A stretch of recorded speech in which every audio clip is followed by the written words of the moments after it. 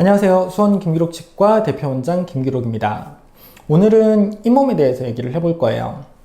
많은 환자분들께서 잇몸이 주저앉았어요, 잇몸이 내려앉았다고 해요 라는 얘기들을 듣고 오시는 경우가 있습니다. 특히 이제 다른 치과에서 설명을 듣고 굉장히 걱정을 많이 하고 오시는 경우가 있는데, 이 잇몸이 내려앉았다라는 표현 자체가 굉장히 공포를 일으키는 표현인 것 같습니다. 이 잇몸이 내려앉았다라는 표현이 어떤 의미인지 오늘 알려드리려고 합니다. 내려앉았다라는 표현을 하면은 건물이 주저앉거나 건물이 붕괴가 돼서 없어져 버리는 그런 상황들을 연상을 하시게 돼요. 일반적인 경우에 잇몸뼈를 재생하는 게 굉장히 힘듭니다. 예전 영상 보시면 잘 아실 수 있을 거예요. 자, 일단 한 번 나빠진 잇몸은 좋아질 수가 없습니다. 지금 잇몸뼈를 재생하는 연구들이 굉장히 많이 이루어지고 있지만 아직까지 성공했다는 사례가 없습니다. 그래서 잇몸뼈를 보존하는 것이 굉장히 중요한데, 이 잇몸뼈가 소실이 되어버렸다, 내려앉았다, 얼마나 걱정이 크시겠습니까? 나이가 들어감에 따라서 잇몸뼈는 조금씩 내려갑니다. 기능을 하면서 힘을 많이 받고 오랫동안 고생을 하다 보니 태풍이 왔을 때 나무가 흔들리는 거를 생각을 하시면 될 것 같아요. 비바람이 치고 바람이 많이 불고 하면 이 뿌리가 튼튼했던 나무도 조금씩 흔들리게 되고, 뿌리가 흔들리게 되면 이 나무의 뿌리를 붙들고 있던 흙들이 조금씩 쓸려 나가는 걸 연상을 하시면 맞을 거예요.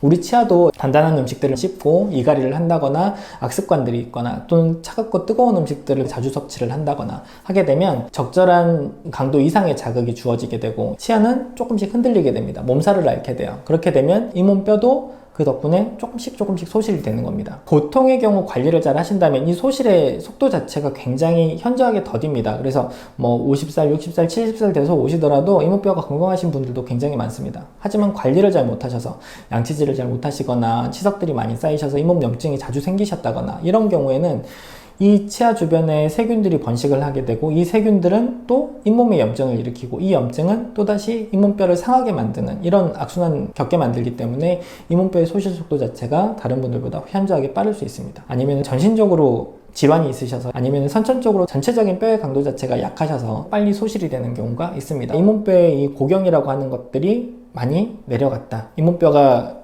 갖고 있어야 될 이 폭경 자체가 많이 내려갔다 라고 생각을 하시면 됩니다. 왜 이게 중요하냐면, 예전에는 잇몸뼈가 소실이 되더라도 그냥 틀니를 만들어서 그 위에 끼우면 됐었는데, 요즘은 임플란트를 많이 하시게 되는데, 이 임플란트 또한 토양이 되는 잇몸뼈가 튼튼해야 굵고 튼튼한 임플란트를 심어서 오랫동안 잘 쓰실 수 있도록 할 수 있는데, 이 잇몸뼈가 내려가 버리고 나면 두껍고 긴 임플란트를 심기가 힘들어지기 때문에 이 잇몸 관리가 굉장히 중요하고, 또 하나 이제 잇몸이 내려앉는 경우는 치아가 발치가 돼버리면, 이제 치아를 붙들어주는 역할을 해주는 잇몸뼈이기 때문에 치아가 없어져 버리고 나면 이 잇몸뼈가 해야 될 역할을 다 하고 할 일이 없이 노는 잇몸뼈가 되는 겁니다. 그렇게 되면 이 잇몸뼈는 내가 할 역할이 없으니까 튼튼하고 두껍게 있을 필요가 없잖아 라고 하면서 점점 얇아지게 되고 높이도 점점 내려가게 됩니다. 내려앉았다는 표현을 쓰는 것이 맞습니다. 그래서 치아가 빠지시고 나면 되도록이면 3개월 안쪽으로 치과에 내원하셔서 빨리 그 치아를 수복을 하시는 것이 좋고, 길더라도 1년을 넘기지 않으시는 것이 좋겠습니다. 일단 치아가 빠지고 나면 그 잇몸뼈가 그대로 있는 것이 아니고, 치아가 빠진 자리를 메꾸면서 잇몸뼈가 점점 좁아지면서 잇몸뼈가 났기 때문에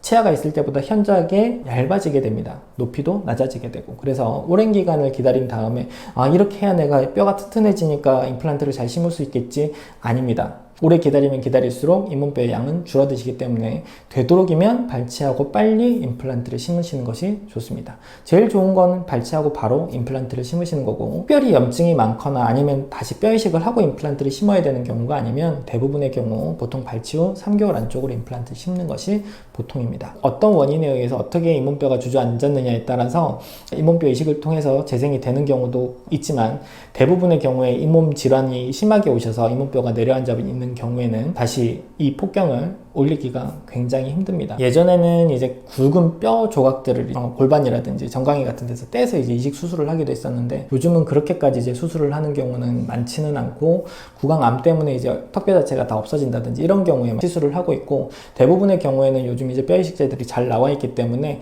그 정도의 뼈 이식 수술로 임플란트를 진행을 하고 있습니다. 오늘 영상 잘 들으셨나요? 치아가 주는 즐거움이 굉장히 큽니다. 먹는 즐거움, 말하는 즐거움, 그리고 남들한테 보여주는 심미적인 부분들이 치아가 갖는 여러 가지 기능들인데, 이 치아를 잘 보존을 하려면 잇몸뼈 관리를 잘 해야 됩니다. 잇몸뼈가 주저앉기 전에 관리를 잘 하셔서 오랫동안 먹고 즐기는 즐거운 행복한 생활을 하시기 바랍니다. 오늘 영상 좋으셨다면 구독과 좋아요 부탁드립니다. 감사합니다.